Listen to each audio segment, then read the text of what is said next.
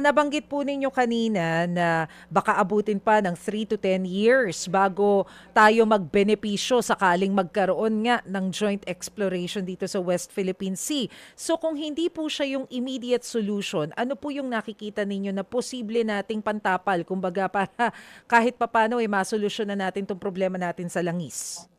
Well, nasimulan na yung ilan, excise tax, tatanggalin, pero sabi namin pati VAT. Of course, may bill na ang bayan muna, matagal na yun na bill na ayaw aprubahan ng Kongreso. Tanggalin ang VAT sa kuryente, tubig at langis.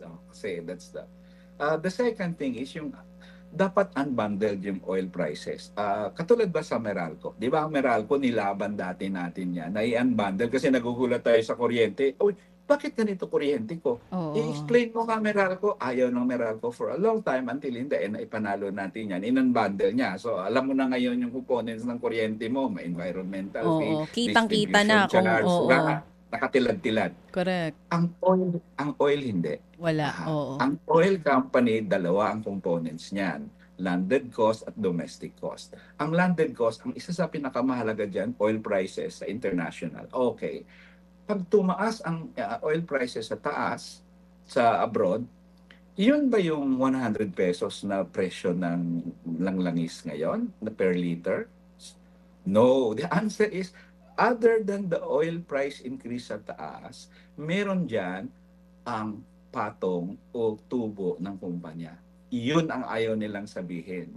Kaya pag sinabi nila, ay tumaas ang presyo ng langis, so tataas kami ng maging 100 pesos per liter na. Ang tanong palagi ng bayan muna dyan, bakit? Sa 100 pesos ba yan, ilan dyan yung epekto lang ng, ng oil price? Baka naman, ang epekto dyan 60 pesos.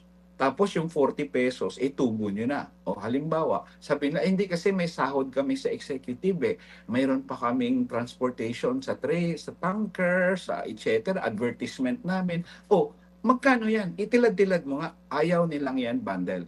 So para sa akin, hindi, yung mga sinasabi kanina na interview nyo na profiteering, overpricing, there is no overpricing in the Philippines because we don't even know the price in the first place.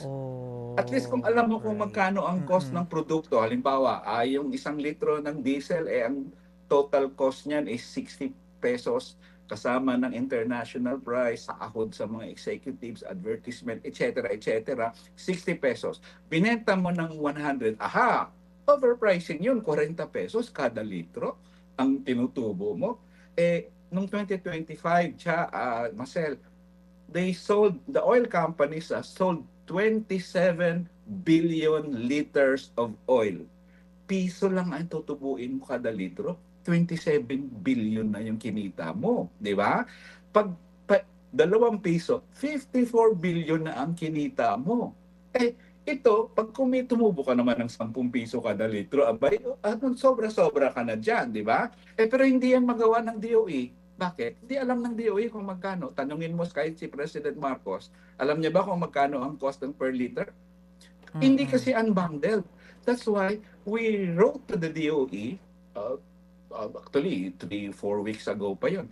Sinabi ko, ano na nangyari sa unbundling? Kasi advocacy ko na yon nung nasa Kongreso ako, i-unbundle nyo yung oil prices. Sabihin nyo kung bakit 100 pesos per liter yan. Right. Tilad-tila rin yun. Di ba? So sa ngayon nagkakamba ako na baka may mga kumpanya that grab the opportunity sa oil crisis para i-increase din yung profit margin nila. Okay, di kung ginawa mo yun, ganid ka na talaga. Oo, Crisis oo. ngayon, walang pakain yung driver, tapos tutubuan mo ng 10, 15, 20 pesos yung kada Oo, litro. oo. So, we ask the DOE, please answer the letter of bayan muna.